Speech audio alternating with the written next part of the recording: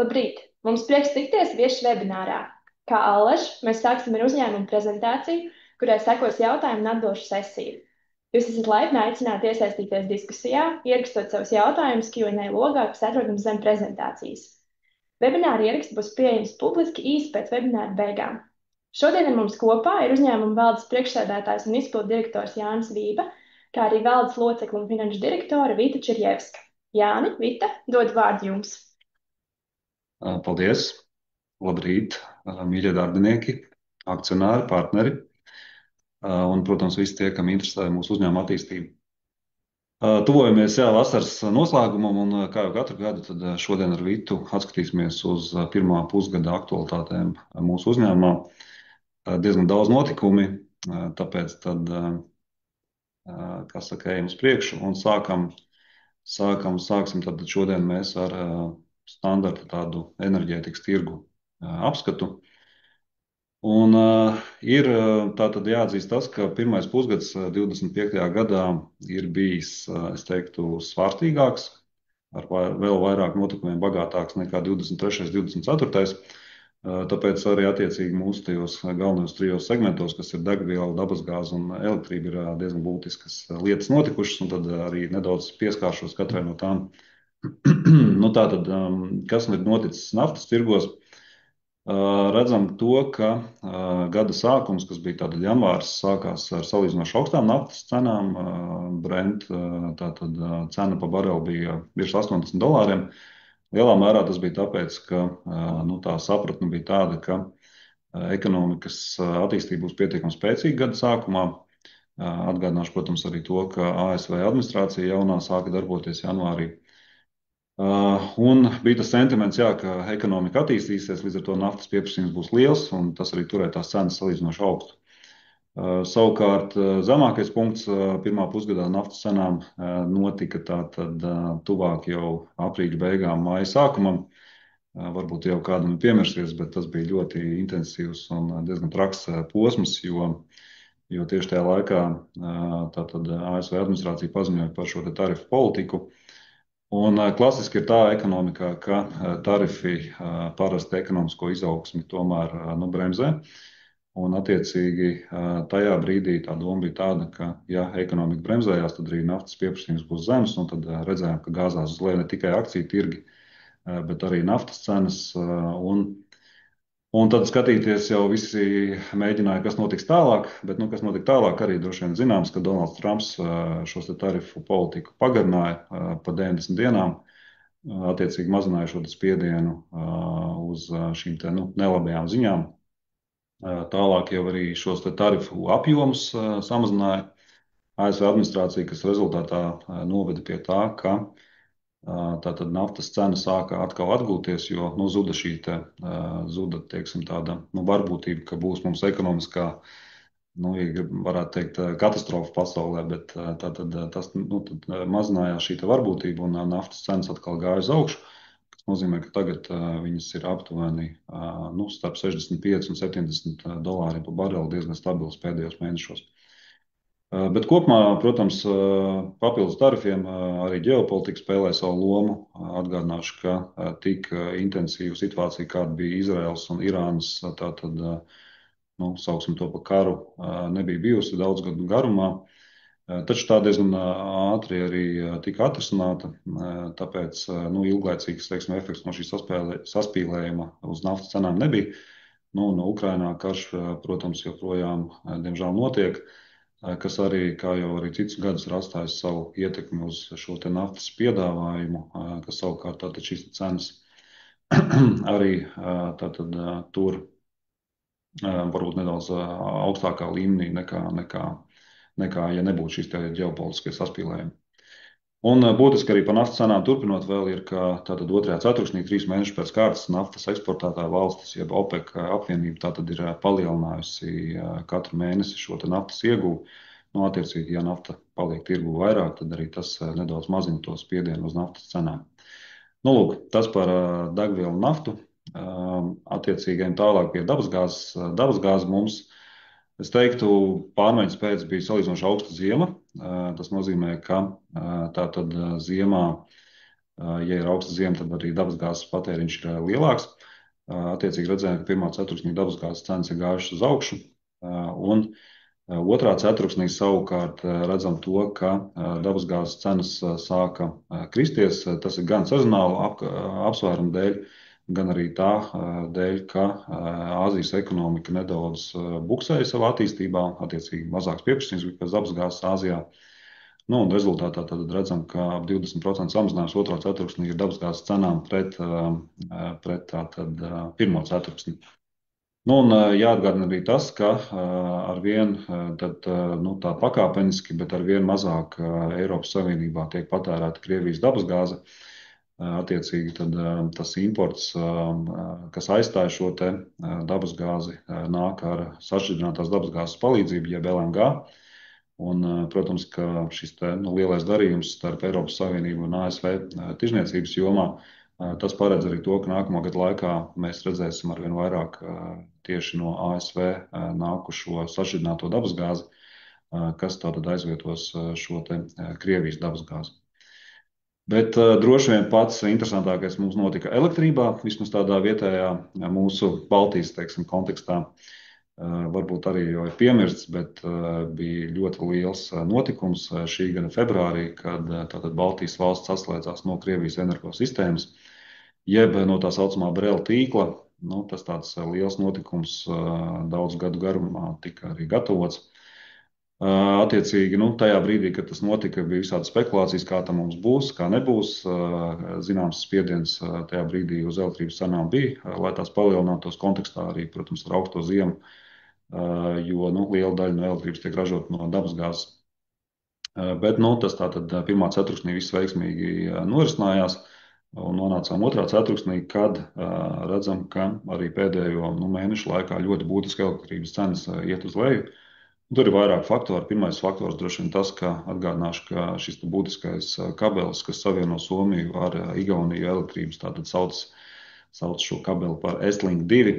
Tātad šis kabelis, kas tika bojās 24. gada beigās, nu ir atkal tātad salabots jūnijā un ir atjaunojis savu darbību, kas, protams, uzreiz stabilizē mūsu cenas reģionā, jo nu, tātad varam saņemt šo te brīžiem arī lētāku elektrību no Somijas.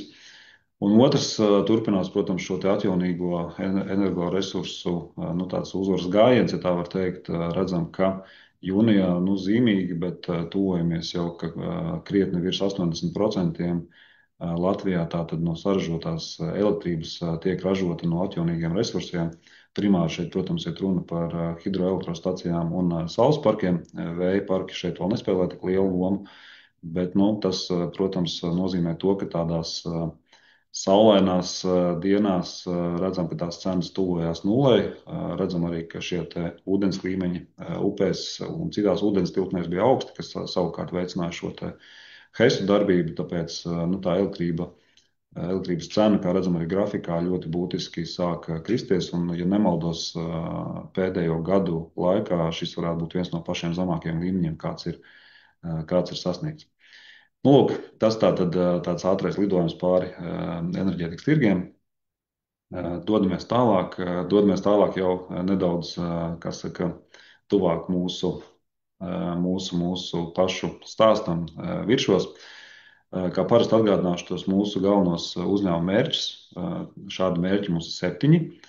Tātad esam jau nodefinējuši arī iepriekš, kādi šie mērķi būs attiecībā uz 27. gadu. Tie, kā jūs redzat, arī šeit ir tātad parādīti, un šīs dienas prezentācijā, kā parasti, mēs tad iziesim cauri katram no šiem te mērķiem, pastāstīsim, kā iet mums ar šo mērķu tātad īstenošanu. Un viens no mērķiem, par ko tagad pastāstīs Vita, tālāk ir ilgspējas mērķi, kas nav tātad ielikt varbūt mums šajos strateģiskajos mērķos, bet tas nemaina to, ka tie ir būtiski, tāpēc tālāk tad Vita pastāstīs.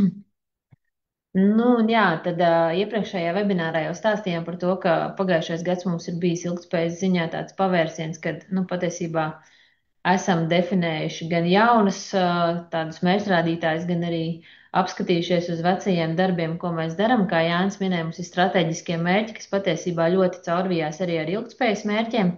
esam definējuši savas šīs te mērķus un lielos virzienus trīs dažādos segmentos. ESG, tātad vide, cilvēks cilvēkam un pārvaldības jautājumi. Un šajā pirmajā pusgadā arī esam strādājuši, lai izpildītu šo te mērķu dinamiku ilgtermiņā.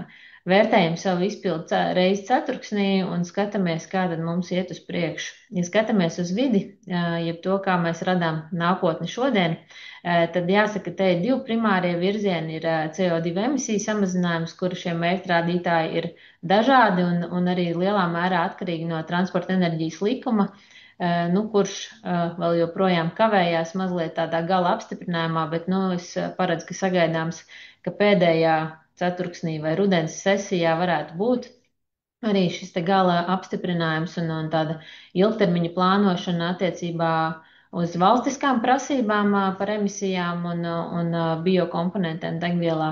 Un otra puse, kas ir šeit, ir tas, kā mēs attīstam savu tīklu un ko mēs jau tagad piedāvājam saviem klientiem, ir samazināts emisijas uzpildes produkti, CNG, saspiestās dabas gāzes uzpildes stacijas 10 stacijās un elektrouzlādes stacijas no viršiem, gan ātras, gan lēnākas, bet kopumā ar šo te mūsu degvielas uzpildes staciju piedāvājumu unikālas 26 degvielas uzpildes stacijās. Šeit tā virzība notiek, investīcijas arī notiek, un mēs redzam, ka mūsu mērķis, ja virziens ir skaidrs, vēl gribam saprast, kādas ir prasības valstiskā līmenī. Attiecībā uz otru lielo segmentu, kas ir vides jautājumos, ir atkrituma apsaimniekošana, un šeit ir pirmajā pusgadā esam strādājuši ar vērtējot, kur tad ir mūsu šīs lielās atkrituma plūsmas, kā mēs šķirojam atkritumus, kāda ir mūsu pieeja, ko mēs varam darīt optimālāk, kā mēs varam iesaistīt pat klientu, lai jau šī te atkritumu kopējā masa mums būtu mazāka, un arī tur šis te mērķrādītājs tiek pildīts, un mēs skatāmies, ka augot kopējai šai te mūsu dusu infrastruktūrai, kopējai apsaimniekojamai bāzei, atkrituma tendence iet uz otru pusi. Ja skatāmies uz cilvēks cilvēkam, jeb sabiedrību, tad te mēs skatāmies trīs virzienos. Gan darbinieki ir cilvēki, gan klienti ir cilvēki, gan piegādātāji. Darbinieki ir mūsu cilvēki, un pirmā pusgada lielākais fokus ir bijis lojalitātes pārskatīšana un tieši klients, un šeit mums ir pirmajā pusgadā bijis jauns lojalitātes piedāvājums, par to arī pieskarsimies veikala attīstībā, un vērtējam arī to, kā ir mūsu darbiniekiem, un mēģinam patstāvīgi uzlabot šo darbinieku piedāvājumu, lai sasniegtu pēc iespējas labākus un drošākus šos rādītājus sabiedrībā. Un pārvaldība. Šeit esam izstrādājuši piegādātāja ētikas kodeksu, kur pirmo reizi esam tādā vienotā modulī saskaņojuši un izrunājuši to, ko tad mēs sagaidām no saviem piegādātājiem, jo mēs izvirzam mērķus sev un mēģinam radīt tādu labu pārvaldību paši sevi iekšē, bet arī cenšamies prasīt to no saviem piegādātājiem. Šis piegādātāja ētikas kodeks ir apstiprināts pirmajā pusgadā, un jau ar 1. jūniju pievienojam to arī pie mūsu jaunajiem līgumiem ar jaunajiem piegādātājiem. Un lai šī te visa kustība un pārvaldība sakārtotos mums visos līmeņos uzņēmumā, tad ir izstrādāts arī apmācību modulis, kurā iekļauti jau iepriekš esoši mācību kursi, ētikas kodeks un AML kursi, gan arī izstrādājam jaunus kursus un pievienojam tos un sekojam līdzi šai te darbinieku apmācībai un darbinieku aktivitātei apmācību moduļos. Tā ka kopējā virzība ir laba un tā arī paredzam, ka šim gadam uzstādītie mērķi šobrīd iet uz izpildi. Jā, tā. Jā, un tad atgriežamies pie strateģiskiem mērķiem. Pirmais ir par stacijas tīkla attīstību. Principā mēs jau esam 25. gada, kā jau zināms, protams, augustā, un liekas, 24. gads tas jau bija sen, bet tomēr gribētos atgādināt, ka 24. gads bija īpaši aizraujošs mums, jo mēs apjomīgus līdzekļus investējām un tātad atvērām 9 uzpildes stacijas. Kāpēc es to minu? Tāpēc, ka tas ir būtiski, lai saprastu arī to kontekstu šim gadam, jo šī gadā tieši uzpildu staciju investīcijās mēs neplānojam tās tikai vērienīgas, jo jāsaprot, ka tām stacijām, ko mēs atvērām pagājušajā gadā, viņām arī ir, kā mēs iekšienē sakam, jāieskrienas, lai uzņemtu to pilno darbības jaudu. Tāpēc daudz darbs arī tur tiek guldīts, taču neskatoties uz to, šī gada pirmajā pusgadā esam atvēruši vienu staciju, tātad Salcgrīvā. Viens no mūsu, es teiktu, top 2, top 3 investīciju ziņā lielākiem projektiem, bet tajā pašā laikā arī ļoti nozīmīgs, jo tātad attiecīgi tajā posmā, kas mums ir no Adažiem līdz Igaunijas robežai, mēs līdz šim nebijām pārstāvēti, tāpēc skaidrs, ka mums šis jautājums bija kaut kā jārisina, jo A1 šosei tā ir Via Baltica, kas nodrošina ļoti būtisku plūsmu ne tikai privātpersonām, protams, bet arī juridiskām personām ar smagajām mašīnām. Tāpēc to tad esam veiksmīgi projektu jūnijā tātad izdarījuši un redzam ļoti tādus cerīgus sākotnējus ciparus šajā stacijā. Un to, ko mēs pielēmām un sākām darīt jūnija jau pašās beigās, nolēmām, ka mēs sāksim celt staciju arī Kuldīgā, tātad pilsētā, kurā mums pavasarī vismaz lido zivs, vai ne? Tā kā beidzot arī tur šajā skaistajā pilsētā mēs būsim pārstāvēti, un tas varētu notikt mums aptuveni novembrī, kad Kuldīgas stacija vērs vaļā savas durvis. Jo tas ir viens no tādām vietām, kur mēs skaidri apzināmies, ka mums ir jābūt. Līdz šim tātad Kuldīgā mēs neesam bijuši, un tad šogad arī atrisināsim. Tad Vita arī vēlāk pieskārsies un pastāstīs vairāk par to, ka mēs esam pārskatījuši arī konkrētus mūsu biznesa segmentus un to rentabilitāti. Un tātad esam arī, varētu teikt, rentabilitātes efektivizācijas rezultātā samazinājuši mūsu tirdzniecības tīklu par 2 vietām. Par to tad vēl pastāstīsim. Un, protams, var vēlreiz uzsvērt to, ka ļoti būtiski ir kaut kādā mērā būt nedaudz pacietīgiem, jo tieši tas otrais pusgads, mūsuprāt, būs tas brīdis, kad visas šīs masīvās investīcijas un daudzās jaunās stacijas, kas atvērtas, viņas tieši ap šo brīdi būs uzņēmušas tādu pilnvērtīgu darbības jaudu un neizbēgami sniegs arī savu to pozitīvo tātad efektu uz finanšu rādītājiem. Ejam tālāk, ja? Jā. Un šī visa stacija attīstība pavelk līdzi arī attīstību mūsu darbiniekos, un konkrēti jauni darbinieki, jaunas pilsētas un liels darbinieku pieaugums. Šeit redzam slaidā informāciju par to, kā mēs esam auguši tātad pret pagājušā gada pirmo pusgadu, bet faktiski tas cikls, kad mēs sākām attīstīties, tātad ir 24. gada pats sākums, un līdz šim brīdim šīs te jaunās stacijas, kur sākotnēji mēs pieņemam darbā darbinieku, veicam apmācību, integrējam viņu esošās stacijās, un tad jau sagatavotu komandu laižam dzīvē ar jaunas stacijas atvēršanu. Un, ja skatāmies, kāda tā dinamika ir bijusi tad pēdējā pusotra gada laikā, tad patiesībā šis darbinieku skaits ir pieaudzis par 22%.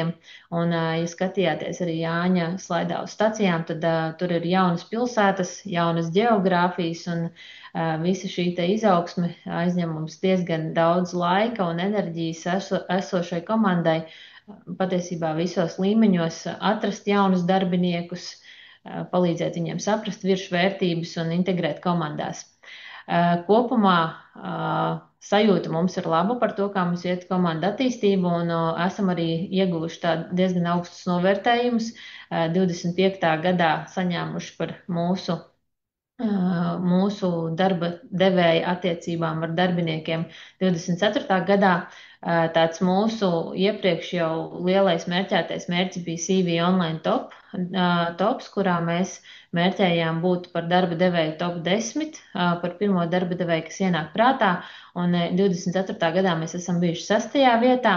Ar šo gadu esam arī augstu novērtējuši CV Market novērtējumu, nevien tāpēc, ka mums šī vieta ir 8. un esam starp lielajiem darba devējiem salīdzinoši augsti, bet arī šis kā tāds darba devēja resurss ir mums diezgan svarīgs, un ja mēs esam augstu novērtēti šajā darba devēja platformā, kur mēs arī meklējam savus darbiniekus, tad Mēs ar to lepojamies. Un šajā te pirmajā pusgadā esam arī strādājuši, lai turpinātu uzlabot darba devēja piedāvājumu darbiniekiem, gan darbinieku labumu grozu, papildinot ar savām jaunajām biznesa līnijām un produktiem, gan arī investējam darbinieku apmācībās, un no jūlija esam arī mainījuši biroju Rīgā un turpinam attīstīt arī mācību telpas un biroju arī aizkrauklē. Tas par darba devēju. Ok, tātad par stacijām izrunājām, par darbinieku tātad devēju tēlu izrunājām. Ejam tālāk. Trešais mūsu stratēģiskais mērķis tātad ir, atgādināšu, būt līderiem alternatīvo degvielu piedāvājumā Latvijā. Un gribētos teikt, ka mēs joprojām esam un plānojam nostiprināt šīs pozīcijas šī mērķī. Un šī kontekstā ir tiešām patīkami redzēt to, ka pieprasījums pēc alternatīviem degvielas veidiem turpina Latvijā tātad palielināties. Vita jau pieskārās, mums ir nozarei būtisks šis transporta enerģijas likums, kura pieņemšana provizoriski varētu notikt droši vien 28. gada sākumā. Ceram, ka tas tā arī notiks, jo šis likums ļoti skaidri nodefinē mums kā tirgotājiem konkrētus tātad mērķus, kā mums ir jāzaļina šis piedāvājums klientiem tieši tātad alternatīvo degvielas veidu ieviešanā. Papildus tam arī šis likums nozīmē to, ka mēs skaidri redzēsim šos mērķus, par cik tātad procentiem mums ir jāmazina šīs kaitīgie izmeši katru gadu. Un tāpēc mēs kopumā, kāpēc mēs arī principā atbalstam šo likumu, ir tas, ka viens ir, protams, padarīt mūsu transportu Latvijā ilgspējīgāku, bet otrs arī tas, ka mēs jau pēdējo gadu laikā esam mērķiecīgi gājuši, lai būtu gatavi šī likuma ieviešanai. Un esam gatavi primāri tāpēc, ka varam piedāvāt ļoti konkrētus alternatīvo degvielas veidu risinājumus gan smagajam segmentam, gan vieglajam. Un tātad atgādināšu, ka smagajam segmentam mēs jau tātad 10 stacijās piedāvājam šo saspiesto, jeb CNG produktu. Redzam, ka pirmajā pusgadā pret pagājušā gada pirmo pusgadu turpinās būtiski izaugsme šī segmentā. Kā jau visiem varbūt ir minēts iepriekš, tātad mums ir gan autobusu parki, gan atkritumu vedēju parki, gan loģistikas uzņēmumi, kas diezgan tādā raitā solī daudz no tiem pāriet uz šo saspiesto dabasgāzes risinājumu, jo tas ir tātad gan ekoloģiskāks, gan arī ekonomikas ziņā diezgan līdzvērtīgs dīzeļdegvielai. Tātad esam tur jau sasnieguši vairāk kā 20% pieaugumu pret iepriekšējā gada pirmo pusgadu. Un savukārt vieglajā segmentā turpinam attīstīt mūsu elektrouzlāžu tīklu. Te ir jāatzīmē arī tas, ka joprojām, protams, elektroauto Latvijā joprojām ir salīdzinoši maziņš segments. Redzam, ka uz jūnija beigām tātad aptuveni 1,3% no kopējā Latvijas transporta tirgus sastāda elektromašīnas, kas, protams, joprojām ir ļoti tāds niecīgs varbūt procents, jeb tātad nepilnīgi 12,000 automašīnas. Taču tajā pašā laikā mēs joprojām redzam, ka tātad potenciāls šim segmentam ir liels nākotnē. To, protams, var redzēt arī no tā, ko dara mūsu konkurenti, jo, laikam, tagad ik viens, kuram nav slinkums, cenšas attīstīt uzlādes tīklu. Taču mēs skatāmies uz to ļoti veselīgi, jo mums, kā tātad šo staciju īpašniekiem, ir, mūsuprāt, liela priekšrocība uzlādes tīkla attīstībā, jo tātad varam piedāvāt, kamēr mašīna lādējās, arī konkrētus pakalpojumus, ko klientiem izmantot mūsu tātad stacijās. Un attiecīgi tātad uz pusgada beigām mums ir jau 26 stacijas ar mūsu pašu uzlādēm. Pusgadā esam attīstījuši papildus 2 stacijas. Plānojam, ka līdz gada beigām būs vēl 4. Un darām to, protams, vietās, kur mēs redzam, ka tā kapitāla atdeve ir veselīga. Tātad vietās, kur mēs redzam, ka tas pieprasījums pēc uzlādēm ir.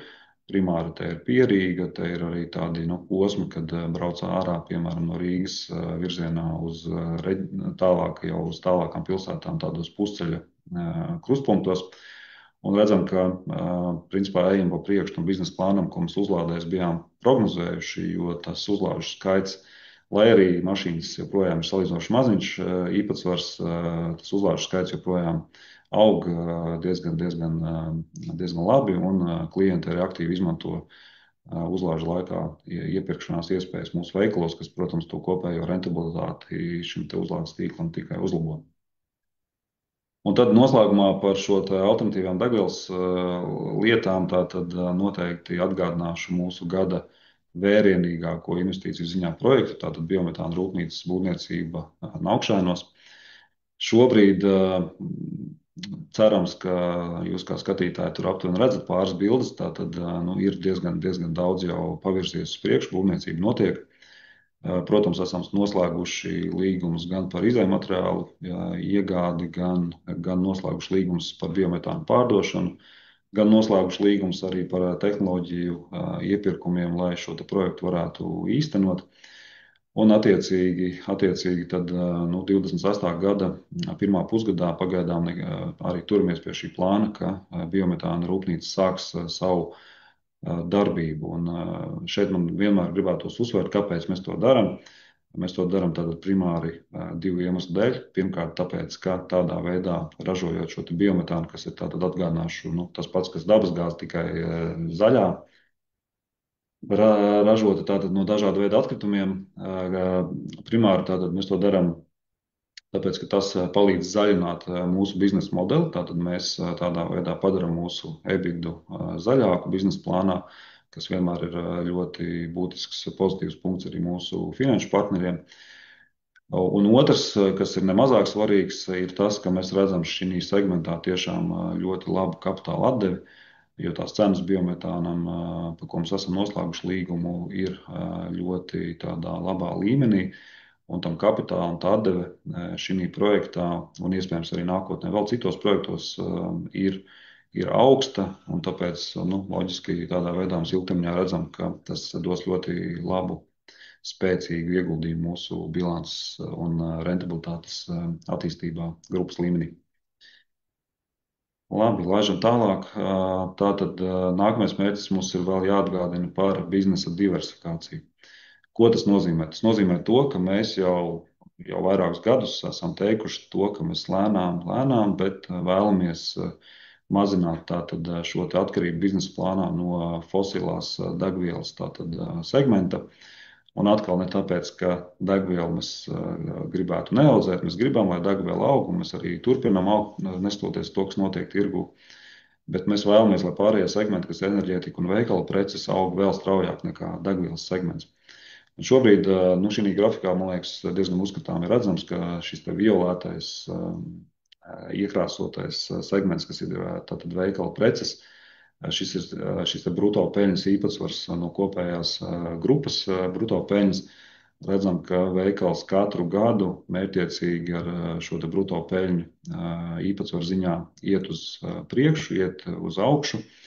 Un mums šobrīd redzam, ka tā tendencē vajadzētu turpināties arī uz priekšu, kas nozīmē to, ka turamies pie šī strateģiskā mērķa, ka mums uz 27. gadu jau vismaz 52% no tātad grupas bruto peļņas būtu jānāk no veikala, no enerģētikas un citiem nedegvielas tātad segmentiem. Tā kā es teiktu, ka tādā ilgtermiņā ziņā mēs šeit diezgan labi un pārdomāt virzamies uz priekšu, jo veikals atgādināšu arī ir ar krietni arī augstākām maržām, un tur tātad nav arī šī kredīta riska tik liela kā degvielā, tāpēc mums ir prieks par veikala attīstību un prieks par tām tirgus daļām, ko mēs redzam, kā mēs attīstamies pēdējo gadu laikā šī segmentā.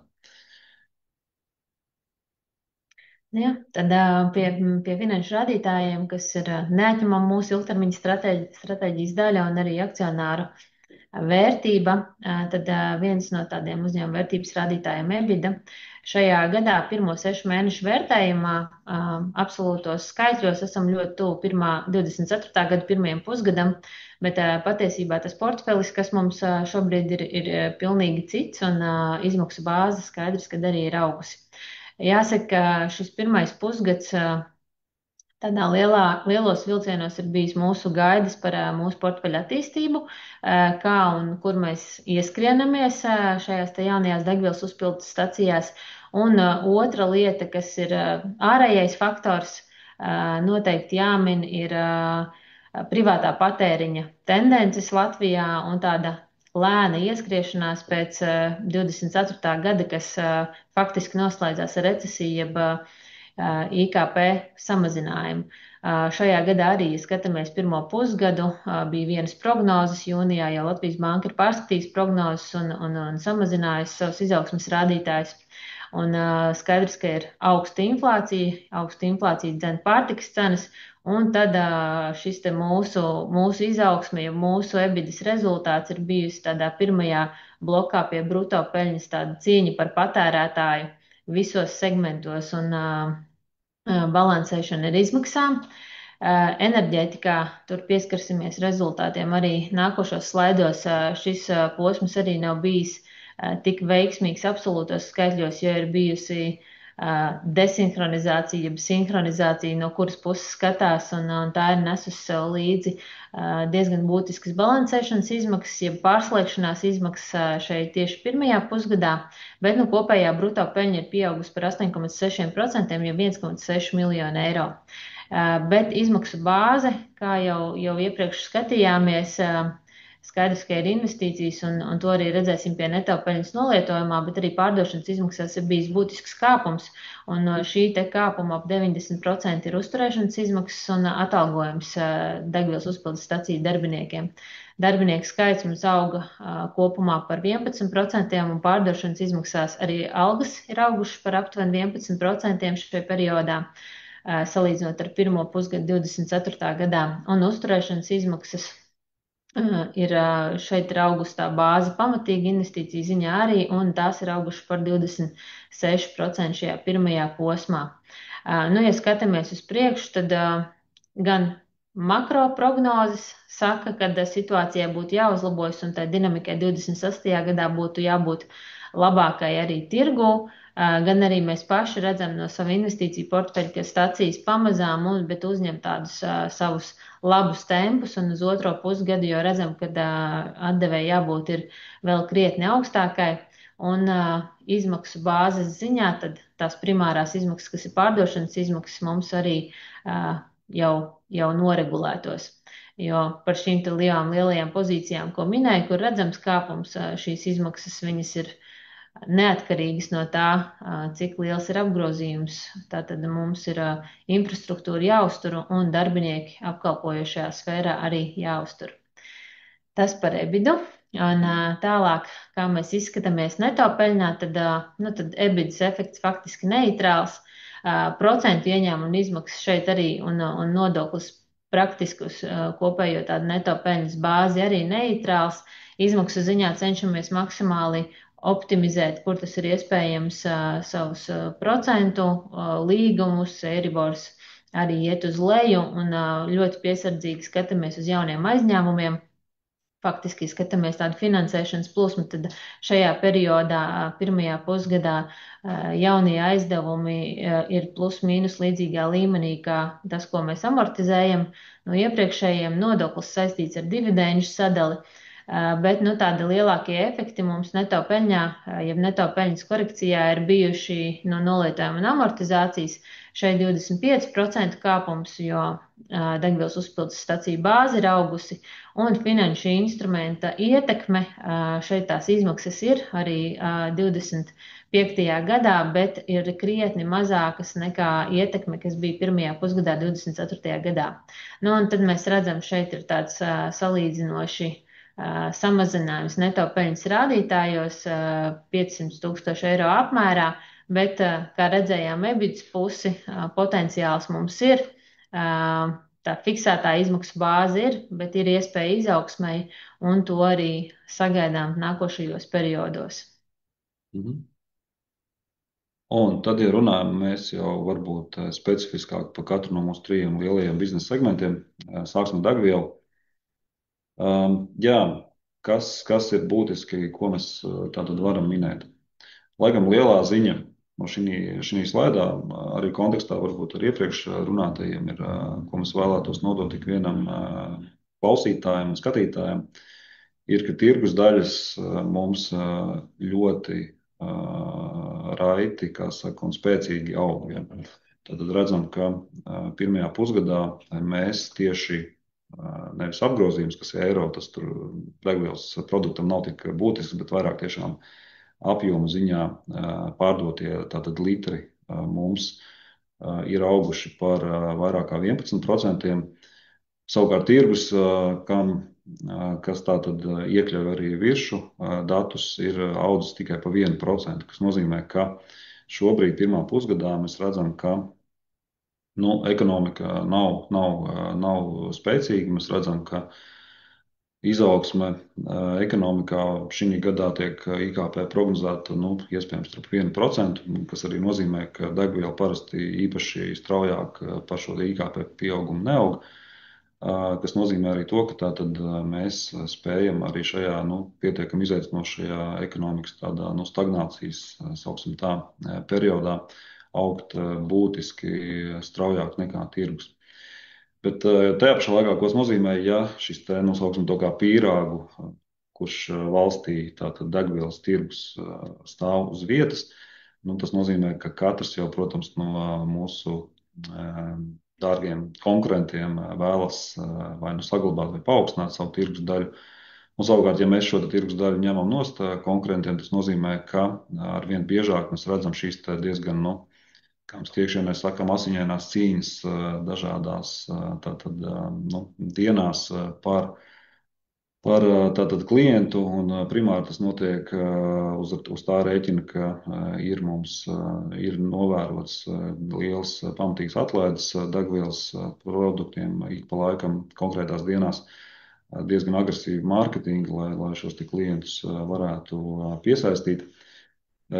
Taču tajā pašā laikā, ja mēs paskatāmies uz visu pirmo pusgada tātad maržām, ja uzcenojumiem degvielā, tie joprojām ir salīdzinoši tādā apmierinošā līmenī, bet vēlreiz jāuzsver, ka ir tie periodi, kad šo te agresīvo cīņu rezultātā tā degvielas, teiksim, cena, es negribētu teikt, ka viņi ir pašizmaksas līmenī, bet viņi tuvojas pašizmaksas līmenī atsevišķos brīžos, kad notiek šīs spraigās cīņas, īpaši arī nedēļas nogalēs.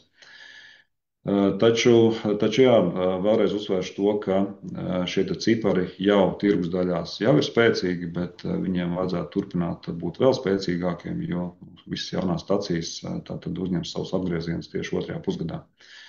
Būtiski arī atgādināt to, ka 25. gads mums ir pirmais gads par ļoti daudziem gadiem, kad Latvijas akcīzes likme ir tātad zemāka dīzeļdegvielai nekā Lietuvā.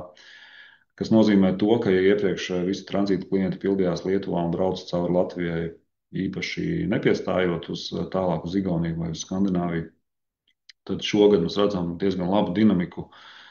Es ceru, ka arī valsts budžetā to varēs redzēt akcijas nodokļu likmju ieņēmumu ziņā, ka liela daļa tātad šie tranzīta klienti vairs nepildās Lietuvā, viņi to dara Latvijā. Tādā veidā tātad papildina šo akcijas budžetu gan Latvijas tātad ekonomikai, un, protams, arī mums kā degvielas tirgotājiem tas nāk par labu. Lūk, un tad punkts, kas ik pa laikam ir mēdījos jau minēts, bet tomēr tas ļoti būtiski, tāpēc gribētu to vēlreiz uzsvērt, ir, ka mēs straujiem soļiem tuvojamies 27. gada sākumam, kas būs diezgan būtisks izmaiņas mūsu tātad, degvielas nozarē, jo startēs šī emisiju tirdzniecības sistēma 2, jeb tātad šajā emisiju tirdzniecības sistēmā tiks iekļauta arī degvielas nozare. Un esam jau to minējuši, bet tomēr vēlreiz uzsvēršu, ko tas nozīmē. Tas nozīmē to, ka mēs kā degvielas tirgotājs, tāpat kā visi citi tirgotāji, par katru tātad pārdoto degvielas litru mēs tātad radām šos CO2 izmešus.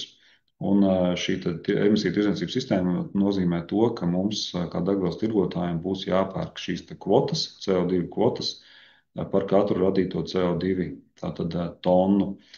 Un atkarībā no tā, cik šīs kvotas būs dārgas 27. gadā, tas iespaidos noteikti arī degvielas cenu, un atkal ne tikai mums, bet visam tirgum.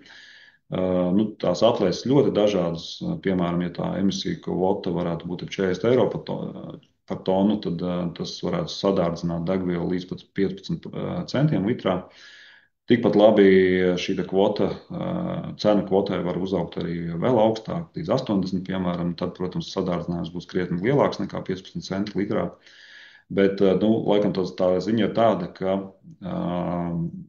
šis te kopā arī ar šo transporta enerģijas likuma pieņemšanu, tas ļoti būtiski dos papildus grūdienu uzņēmējiem domāt par alternatīviem degvielas veidiem.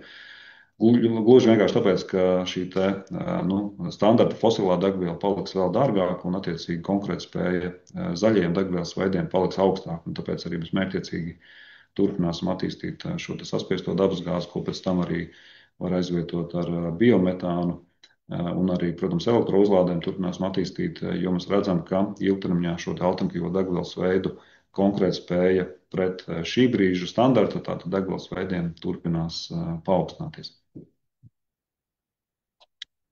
Veikals. Jā, ērts iepirkšanās preču veikala attīstība, līdzīgi kā degvielā, tā tendence ar tirgus daļām un izaugsmi biržos ir ļoti līdzvērtīgā proporcijā. Tirgus ir audzis pa 2,7% kopā ar virsšiem pēc Nielsen datiem, un viršu zīmola stacijas savukārt par 11,4%. Šis iepriekšējais gads ir bijis tāds pamatīgs investīciju attīstības gads, un skaidrs, ka esam ļoti lielā tempā paplašinājuši gan veikalu skaitu, gan portfeli, gan preču sortimentam ir bijis jāiet līdzi jaunajām vietām. Un tad ir atnācis 25. gads, un šajā 25. gadā mums ir bijis laiks, kad diezgan iekšēji tāds sakārtošanās process. Mēs esam skatījušies gan uz procesiem, gan produktiem, gan uz kopējo tādu rentabilitātes vērtējumu un optimizējuši procesus tur, kur tas ir nepieciešams. Vienlaikus domājot par klientu un izstrādājot arī jaunu lojalitātes piedāvājumu, vairāk fokusētāk tādu, kas nes gan mums lojālo klientu interesi lielāku, kuru mēs skatāmies uz datiem un cenšamies piedāvāt jums tieši to, kas jūs interesē un uzrunā, gan arī piesaistīt jaunus klientus.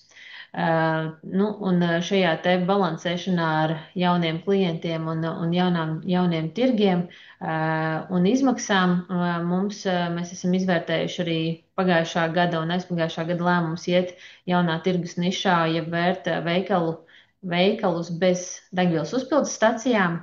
2 veikali bija, viens bija Tērbats ielā, otrs bija Origo. Un tad 25. gada laikā pieņēmām lēmumu, ka tomēr tas mūsu klients viršus redz un saprot caur degvielas uzpildes staciju un ceļa malās vairāk nekā tādas vairāk vai mazāk kājiniekiem un riteņbraucējiem Rīgas centrā, un līdz ar to šie 2 veikali tika slēgti.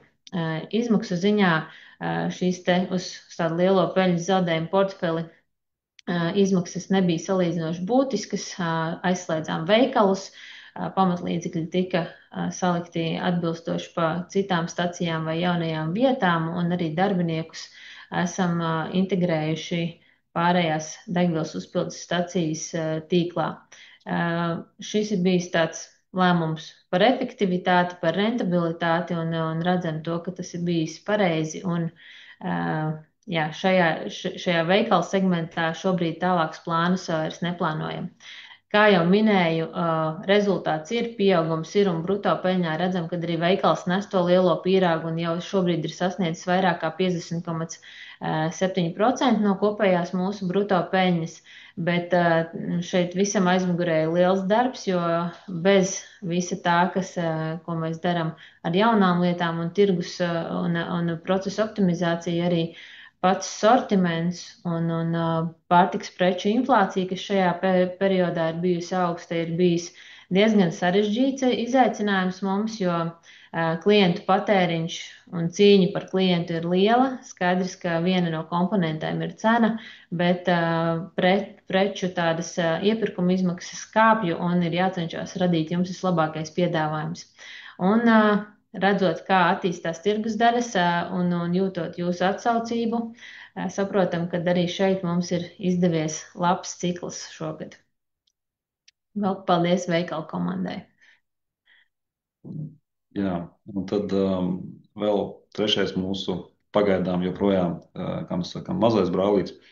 Enerģētikas segments arī sparīgi turpina augt.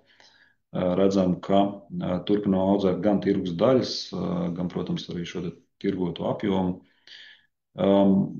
Droši vien, ka jāatgādina, ka mēs esam veiksmīgi uzsākuši un turpinam sadarbību ar ap 200 Latvijas tātad neatkarīgiem elektroenerģijas ražotājiem, kas ražo elektrību no atjaunīgiem resursiem. Un veiksmīgi šo iepirkto elektrību tad realizējam tālāk tirgu.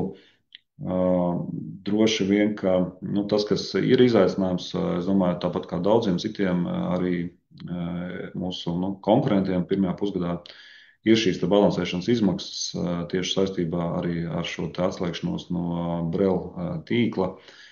Ko nozīmē vispār balansēšanas izmaksas? Varbūt vienkārši jāatgādina, ka mēs kā elektrības tirgotājs mums ir jāplāno tātad nākamās dienas gan tās apjoms elektrības, ko mums iepirksim no ražotājiem, gan tas, ko mēs tātad realizēsim tirgu patēriņu pusē. Un, piemēram, ja šodien mēs plānojam realizēt konkrētu apjomu un iepirkt konkrētu apjomu, bet ja nākamajā dienā, piemēram, mums uznāk, es nezinu, mākoņaina diena, ja, un tomēr tā saules ģenerācija nav tāda, kā bija plānota, tad par šo starpību ir tātad jāmaksā mums kā tirgotājiem balansēšanas izmaksas. Mēs tā ļoti vienkāršoju. Un šīs balansēšanas izmaksas patiesībā redzam, ka ir bijušas krietni augstākas uz 1 megawatu stundu nekā plānots. Tā kā tas ir tāds izaicinājums kopumā nozarē, es teiktu, ka pirmā pusgadā tas nav tikai specifiski mums. Taču, protams, tas viss kaut kādā mērā tiek tātad risināts un ir pamatots cerības, ka otrā pusgadā šīs balansēšanas lietas atstās mazāk negatīvu efektu. Un tajā pašā laikā atgādināšu, ka mēs aktīvi darbojamies arī mājsaimniecību, tātad tirgu esam gada laikā audzējuši par nepilniem 20% privātpersonu klientu skaitu, tā kā tā tirgus daļa turpina augt. Joprojām esam 4. lielākais elektrības tirgotājs. Līdz tam top 3 mums tur ir, kas saka, jāuzaudzē muskuļi diezgan lieli, bet, jebkurā gadījumā šī segmentā aktīvi darbojamies un ejam uz priekšu. Un tad vēl tāda nianse, ka esam pirmajiem biznesa klientiem un pirmajiem tādiem, varētu saukt kā testa privātpersonām, kas primāri ir mūsu darbinieki, arī uzsākuši dabasgāzes tirdzniecību, un tad vadoties no šiem rezultātiem arī secināsim, vai mēs ejam plašāk šī segmentā vai arī neejam. Tā kā tas mums tāds trešais segments, kas sparīgi turpina augt. Un tad atgriežamies pie finanšu cipariem. Tad finālā mums šeit galvenie finanšu rādītāji, kā ierasts mūsu prezentācijās, tad jau izstāstījām pa blokiem, kā ir gājis ar EBITDA un kā ir gājis ar neto peļņu, un arī jau ieskicējām to potenciālu, kas šajos rādītājos ir. Apgrozījuma ziņā esam auguši, bet jāsaka, apgrozījums mums kā enerģētikas uzņēmumam vairāk seko enerģētikas resursu svārstībām, līdz ar to mēs to skatāmies vairāk uz brutopeļņas rādītājiem. Brutopeļņas rādītājos arī jau iepriekš stāstījām par portfeļu sadalījumu un izaugsmu šajā periodā. Tātad izaugsme bijusi par 8,6% pret pagājušā gada salīdzināmu periodu, un arī šeit ir potenciāls vēl nākošajam pusgadam. Mums ir bijis liels investīcija gads pagājušajā gadā, un šajā gadā esam investējuši 7,4 miljonu, salīdzinot ar pagājušā gada tādu pašu periodu, kad investīcijas bija 9,8 līdz gada beigām. Tātad vēl šīs papildus jaunās stacijas un gada nogalē sasniedz 21,2 miljoni. Tad šajā gadā, ja mēs skatāmies šīs investīcijas 7,4 miljonu apmērā, primāri ir gājuši divos virzienos. Viena ir bijusi tātad degvielas uzpildes stacija Salatsgrīvā, un otrs liels būtisks virziens šajā portfelī bijis Līvlands, jeb Naukšēnu biometāna rūpnīcas celtniecība un attīstība un investīcijas, kas saistāms ar šo projektu. Par pārējiem finanšu rādītājiem šobrīd tie ir atbilstoši peļņas rādītājiem un turās līdzīgā līmenī kā pagājušajos gados, EBITDA marža un ROE. Un attiecībā uz tādiem bilances rādītājiem likviditātes rādītājs ir viens, kā mūsu nospraustais mērķis šobrīd, un neto parāds pret EBITDA ir pakāpeniski uzaudzis pagājušā gada laikā, bet šajā pusgadā, šajā pirmajā ciklā viņš ir saglabājies līdzīgā līmenī kā pagājušā gada beigās, jo, kā stāstīju, tad EBITDA saglabā savu tātad līmeni un arī neto parādu neesam būtiski audzējuši šajā periodā, līdz ar to šeit ir arī tāds potenciāls mums stabilai nākotnes attīstībai. Bet noslēgumā tad. Noslēgumā, jā, mēs varbūt, ja ir pāris lietas, ko mēs vēlētos, lai jūs no šīs nepilnās stundas varbūt paturētu prātā šajā karstajā vasaras dienā, kas ir nemaldos, laikam pēdējā karstā, tā kā visas iespējas vēl izbaudīt šodien, ir tas, ka tātad, ko mēs gribam pateikt. Pirmais, mēs joprojām ļoti būtiski turpinam audzēt tirgus daļas pilnīgi visos mūsu biznesa segmentos.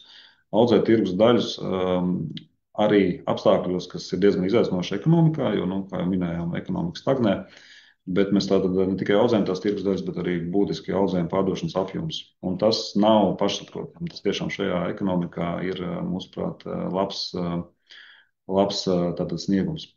Otra lieta. Esam atvēruši Salcgrīvā brīnišķīgu staciju, un iespējams tikpat brīnišķīga, tātad mums jāatver arī novembrī Kuldīgā. Esam pārskatījuši tātad segmentu rentabilitāti, tātad secinājuši, ka dažādi iemesli, bet tātad, tas segments, kas ir veikals bez degvielas tirdzniecības, šobrīd mums rentabilitātes ziņā viņš tomēr nespēja atnest to rezultātu, ko mēs bijām plānojuši, tāpēc arī šīs divas vietas, šie divi veikali ir tātad aizvērti. Biometāns, tātad 15 miljonu eiro vērts projekts, vērienīgākais, tātad vēlreiz atgādinu grupas ietvaros projekts, kāds bijis.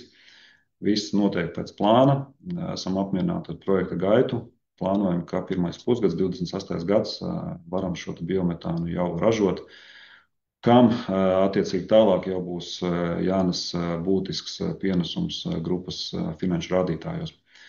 Un laikam pats būtiskākais punkts, ko mēs reizes droši vien 3 vai 4 cenšamies pateikt šodien, un to tiešām vēlamies uzsvērt vēl pēdējo reizi šodien droši vien. 24. gads, 25. gada pirmais pusgads, kopā investīcijas ir veiktas gandrīz 30 miljonu eiro apmērā. 30 miljoni arī priekš mūsu kā grupas bilances ir nopietnas cipars. Un investīcijas, ko nozīmē investīcijas? Skaidrs, ka katrs šis lēmums mums ir plānots un skaidrs zinām, kā tas atnesīs to rezultātu nākotnē, bet ar investīcijām ir jāsaprot, ka ir nedaudz vajadzīga pacietība, lai tātad veicot šīs investīcijas, mēs sagaidām šos atdeves rādītājus. Primāri, protams, šeit iet runa par uzpildu stacijām, kuras vienmēr pirms mēs tās tātad laižam dzīvē. Protams, ka tur ir daudz vienreizējās izmaksas, gan darbinieku, gan uzturēšanas, gan mārketings un vispārējais. Bet ir jāļauj šīm stacijām tātad uzņemt apgriezienus un ļoti skaidri redzam tieši jau pēdējo mēnešu cipros, ka šīs visas stacijas tuvojās tādai pilnvērtīgai darbībai. Un kas neizbēgami vajadzētu tātad novest arī pie spēcīgiem tātad finanšu rādītājiem ilgtermiņā. Tā, tas mums tāds ātrais skrējiens cauri pirmam pusgadam. Pietiekami interesanti mums ar Vitu ir gājis. Es ceru, ka visiem pārējiem arī darbiniekiem. Un, protams, tagad jau acīm redzot, mēs tuvojamies tai daļai, kas ir jautājumi, jo tā parasti mums tāda interesantā daļa. Interaktīvā. Paldies, Vita un Jāni. Turpināsim ar jautājumu un atbilžu daļu. Un atgādinu, ka jautājumu iesniedzam Q&A logā, ko jūs atradīsiet zem prezentācijas, un jautājums ir iespējams uzdot arī anonīmi. Sāksim ar pirmo jautājumu. Kad dabasgāze būs pieejama arī privātpersonām? Jā, kā reiz, man liekas, pirms būtiski pāris minūtēm mēģināju tā kā ieskicēt, bet tātad vēlreiz šobrīd mēs dabasgāzi testa režīmā esam tātad sākuši tirgot pirmajiem mūsu biznesa klientiem. Un pirmajiem tādiem, negribētu teikt izmēģinājumu Testa grupa. rusīšiem, bet testa grupai, jā, arī privātpersonām, kas primāri tātad sastāda darbinieku tātad segments. Un atkarībā no tā, kā mums veiksies ar šiem rezultātiem, tad arī pieņemsim lēmumu, vai paplašinām šo segmentu jau tā kā masveidā vai nē. Bet, jebkurā gadījumā, ja notiks šī produkta attīstība lielākā mērā, tad es domāju, ka primārais fokus mums no sākuma ir biznesa segments. Un tad arī skatāmies tās mājsaimniecības, jo mājsaimniecības jāsaprot, ka tas ir sarežģītāk, tas ir daudz lielāks skaidriņā portfels, daudz lielāks investīcijas, daudz lielāks mārketings. Un mēs pirms to darīsim, mēs noteikti gribēsim saprast, vai tam tiešām ir rentabilitātes tāds pamatojums. Paldies. Kāpēc, neskatoties uz uzņēmuma apgrozījumu un peļņas pieaugumu, akciju cena turpina kristies? Jā, tā jāskatās laikam uz diviem virzieniem. Viens ir skaidrs, ka kā kopumā iet akcijām biržā, ne tikai viršu, bet arī visām pārējām un indeksiem. Un vēl specifiskāk ir viršu un viršu akcionārs, kur vairāk kā 7000 mums ir privāta persona segments, Latvijas rezidenti. Un te, ja jau mēs gājām prezentācijā cauri, kā iet privātajam patēriņam, degvielai, pārtiks precēm, tad skaidrs, ka tie paši cilvēki piedalās arī akciju tirgu un viršu tāds vidējais akcionārs, kas ir biržā, ir šī paša segmenta dalībnieks. Arī šeit mēs redzam, ka ir tāda zināma stagnācija. Kopumā mēs redzam, ka akcijai ir liels potenciāls un šobrīd tā cena ir ļoti pievilcīga. Tā kā aicinam jūs uz lielāku aktivitāti, bet saprotam arī šo ģeopolitisko spiedienu un arī makro ietekmi. Paldies. Nākamais jautājums. Vai ir plāns paplašināt valdes DUS, ņemot vērā, ka tā bieži ir pārpildīta? Jā, redzam, ka pēdējos gados kaut kas ir noticis tā šosē, jo šis jautājums par valdi mums, principā, protams, ka mēs par to esam lietas kursā un diezgan daudz tas tiek tātad cilāts, jo vienkāršot sakot, mēs ļoti labi apzināmies, ka valsts stacija mums sasniegusi savus kapacitātes griestus. Un, ja mēs vēlamies tātad paplašināt šo iespēju un rentabilitāti šajā stacijā, tad neizbēgami mums tur ir jāveic papildus investīcijas. Attiecīgi tas, ko mēs tagad esam izdarījuši, mēs esam tātad uzsākuši projektēšanas darbus, lai saprastu, kā mēs varam šo staciju paplašināt. Un, attiecīgi, tad lēmums par to, vai šī paplašināšana potenciāli notiek vai nenotiek, tas skaidrs nav runa par šo gadu, bet par kādu no nākamajiem gadiem. Tas tiks pielemts atkarībā no tātad mūsu kopējā strateģiskā plāna, mūsu tātad kapitāla iespējām, ko alocēt konkrētajā objektā. Jo vienmēr, jāsaprot, es zinu, tas nav populāri varbūt, bet vienmēr kapitāls cīnās par labāko atdevis tātad segmentu. Un ja valde aprēķinos parādīs, ka tā atdeve ir lielāka nekā citos projektos, protams, ka tas būs diezgan operatīvi tiks darīts. Paldies. Nākamais jautājums par dividendēm. Kāpēc saņemtās dividendes ir tik mazas? Vai finanšu politika vairāk atbalsta lielos akcionārus, un vai šogad ir jau izmaksāts dividendes? Jā, par dividendēm te jāsaka, mēs kā virši, kā tāds akcionāru piedāvājumu sagatavotājs no vadības puses skatāmies uz to akcionāru piedāvājumu tādā kompleksā veidā. Mums ir gan dividendes, gan arī šīs te akcionāru kartes, kas piedāvā diezgan labus piedāvājumus, lielas atlaides un tādu stabilitāti. Līdz ar to, ja mēs skatāmies uz to akcionāru vērtību, tad es aicinātu skatīties plašāk, bet ja mēs abstrahējamies no šī paplašinātā piedāvājuma, tad dividendžu politika mums ir nemainīga jau kopš IPO laikiem. Mēs esam noteikuši, ka mēs sadalām no konsolidētās neto peļņas līdz 20% dividendēs, un katru gadu mēs arī šo maksimāli noteikto savu dividendžu politiku realizējam. Dividendes mēs sadalām vienreiz gadā, akcionāru kopsapulcē maijā tās tiek apstiprināts un jūnijā izmaksāts, un tā gadu no gada. Mūsu vērtējumā šobrīd tas ir tāds sabalansēts piedāvājums, gan lieliem, gan maziem akcionāriem pilnīgi vienāds, un mēs šo stratēģiju tuvākajā laikā neplānojam mainīt, jo redzam, ka uzņēmums plāno un veic apjomīgu attīstību, un līdz ar to tas ir mūsu tāds laikam labākais piedāvājums šobrīd. Kas notiek ar Skultas LNG terminālu, kur virs šiem ir daļa īpašuma tiesību? Vai šis ieguldījums ir veiksmīgs? Jā, tad atgādināšu, ka skultē mums pieder 20% kapitāla daļa. Dažādu, šeit neiesim droši vien detaļās, visi jau zina to vēsturi, gan politisku, gan ekonomisku apstākļu dēļ. Skultas termināls šobrīd attīstība izskatās ar ļoti, teiksim, tādu mazu varbūtību. Tad pašā laikā mums joprojām šī uzņēmumā mūsu pārstāvniecība ir. Bet tad šo ieguldījumu, par ko daudzi runā, tad ļoti konkrēti. Mēs esam ieguldījuši skultē aptuveni 20,000 eiro, jo visas lielās investīcijas tika paredzētas veikt tad, ja šis projekts tiešām attīstītos tālāk. Un, droši vien liek teikt, ka 20,000 pret mūsu bilanci, kas ir daudzos desmitos miljonos mērām, tas ir vienkārši nebūtisks, teiksim, cipars. Un tāpēc šobrīd ieguldījums droši vien varētu teikt, ka nav bijis īpaši veiksmīgs, bet tajā pašā laikā arī tā materialitāte ir ļoti, ļoti maza. Tāda būtu tā īsa atbilde. Kāda ir tieši nākotnes attīstības plāni elektroauto un citu alternatīvu enerģiju jomā? Jā, mums ir, manuprāt, es nezinu, kā citiem tirgus dalībniekiem, bet mums ir ļoti skaidrs, ko mēs gribam izdarīt. Tātad mēs zinām, ka ir vieglais segments, kurā mēs turpināsim attīstīt elektrouzlādes punktus. Jo redzam, ka tā rentabilitāte patiesībā pat ir mums izdevies dažādiem paņēmieniem, bet izveidot labāku nekā varbūt pat sākotnēji biznesa plānā mēs paredzējām.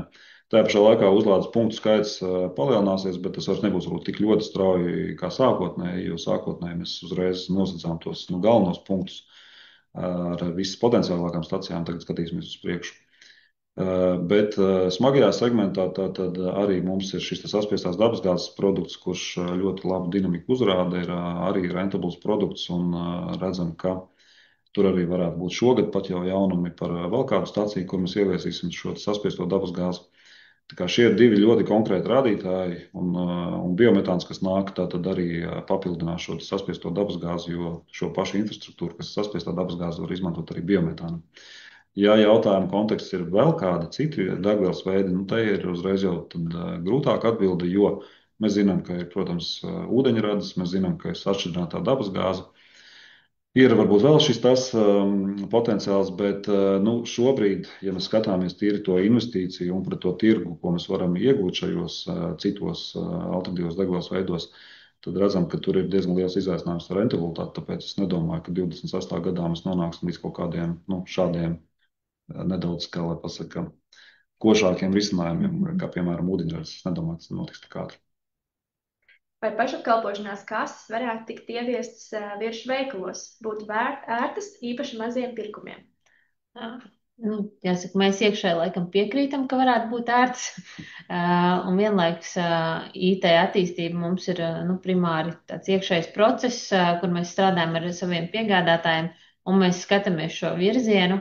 Neko nesolu, nekādas, teiksim, tuvākajā laikā mēs nesolam fundamentāls pagrieziens, bet skaidrs, ka tur darbs ir jāiegulda diezgan liels un potenciāls tam noteikti varētu būt, jā. Vai ir plānots paplašināt darbību Lietuvā un Igaunijā? Īsā atbilde ir, ka šobrīd nē. Ir dažādi iemesli tam, un atkal atgriežos pie tā, ka kapitāls mums ir ierobežots, un viņš tad cīnās par augstākās atdeves projektiem. Un Lietuvā arī es teiktu, ka vismaz tuvākā tādā pārstāvā nākotnē mēs tā ambiciozi neplānojam augt, jo ir nedaudz arī jāsaprot šo akcijas likmju potenciālā politika nākotnē. Tāpēc, ka, kā jau minēju, pagaidām Lietuva tranzīta klientiem vairs nav labākā vieta, kur pildīt degvielu, kas attiecīgi arī mums nedaudz pamaina varbūt to apetīti investēt Lietuvas tālākā varbūt attīstībā. Savukārt Igaunija, tas ir pilnīgi jauns tirgus, kur mēs, protams, šobrīd neesam. Un, es teiktu tā, mums ir tik daudz vēl citu lietu, kas ir jāsadara. Tajā skaitā arī tepat Latvijā, ka Igaunija arī noteikti nebūs tuvākais laiks. Vai ir zināmi iemesli, kāpēc transporta līdzekļi ar gāzes iekārtām nav populāri Latvijā? Ar gāzes iekārtām es pieņemu, ka šeit ir runa par dabasgāzi, nevis par LPG. Tad, ja mēs uzskatām, ka runa ir par dabasgāzi, protams, ja mēs skatāmies īpatsvaru saspiestās dabasgāzes transporta līdzekļiem Latvijas autoparkā, protams, ka šobrīd tas nav liels. Tajā pašā laikā, ja skatāmies uz tendenci, tad mēs redzam, ka ļoti labi tā dinamika ir un tā izaugsme katru gadu tiek novērota diezgan laba. Kāpēc nav izdevies varbūt iegūt to popularitāti vēl apjomīgāku, vēl lielāku, kā tas notiek lielā daļā citā Eiropas valsts? Es domāju, ka viena atbilde ir tāda, ka šobrīd valstiski nav konkrēta politika, kas atbalstītu tātad šāda alternatīvā degvielas veida transporta iegādu uzņēmējiem, kas, protams, būtu liels burkāns, jo pārsvarā citās valstīs tas tomēr tā ir. Tajā skaitā arī nodokļu politika attiecībā uz šo segmentu. Un otrs ir, droši vien, ka arī kaut kādā mērā tā ir, protams, arī mūsu izaicinājums. Mums ir jāturpina izglītot tātad visi mūsu transporta uzņēmumi par šo opciju, jo ļoti daudz joprojām to nezina un nespēja varbūt vēl apzināties šīs pozitīvās lietas, ko gāzes automašīnas spēj sniegt. It īpaši brīdī, kad mēs varēsim tās nodrošināt arī ar biometānu, un it īpaši brīdī, kad iestāsies 27. gads ar šo CO2 kvotu sistēmu, kas sadārdzinās esošos degvielas veidus krietni vēl vairāk nekā tas notiks ar dabasgāzi. Tas ir mūsu mājas darbs kaut kādā mērā turpināt strādāt pie tā. Nākamais jautājums. Kāpēc DUS izdod garus čekus, ja visu varētu nodrošināt elektroniski lietotnē, tādējādi ietaupot resursus? Jāsaka, šis komentārs ir jautājums, man liekas, laba piezīme, un noteikti to arī izskatīsim un liksim tādā izvērtējumā iekšējiem IT projektiem arī, bet šie darbi, kas mums ir IT pusē, ir šobrīd diezgan daudz, bet ideja ir laba un resursu ziņā noteikti atbalstām, un lielie tirgotāji kā Rimi jau to dara, tā kā paldies par jautājumu laikam vai ierosinājumu. Vai tiek plānota virsmas celtniecība Ventspils novadā? Tranzītā iet ļoti daudz automašīnu uz Lietuvu un uz Prāmjiem. Šobrīd Ventspilī mums ir viena stacija, apzināmies, ka potenciāli varētu būt vieta arī otrai stacijai, bet godīga atbilde ir tāda, ka redzot to visu projektu portfeli nākotnē, kas mums ir jārealizē, Ventspils otra stacija nebūs mums prioritāšu augšgalā. Tāpēc mēs šo varam, piefiksēt, bet solīt tuvāko, pāris gadu laikā mēs nevaram jaunu staciju Ventspilī. Kādas paredzat degvielas cenas tuvāko mēnešu laikā vai otrajā pusgadā? Klasiskais jautājums, kur atbildi vienmēr ir viena. Tā ir pilnīgākā loterija. Mēs nezinām, piemēram, ar ko beigsies šodienas tikšanās starp Trumpu un Putinu. Tie ir kā piemērs, vai ne? Un mēs nezinām, kas notiks pasaules ekonomikā, kas arī iespaido degvielas cenas. Bet tas, ko jau laikam trešo reizi šodien var uzsvērt, ir tas, ko mēs zinām, ka visticamāk 27. gadā ietekme no tieši šīm CO2 kvotām uz degvielas cenām būs un būs diezgan jūtama. Tāpēc tādā lielā ilgtermiņā, es domāju, kopējā tendence tieši dēļ tiem pārējiem faktoriem, ne tikai naftas cenas, visticamāk veidos šo pieaugumu, bet pa otro pusgadu tas ir pilnīgākā loterija. Attīstot lojalitātes programmu darbiniekiem, vai tiek plānots piedāvāt darbiniekiem arī viešu akcijas? Mums jau ir viešu darbinieku akciju programma,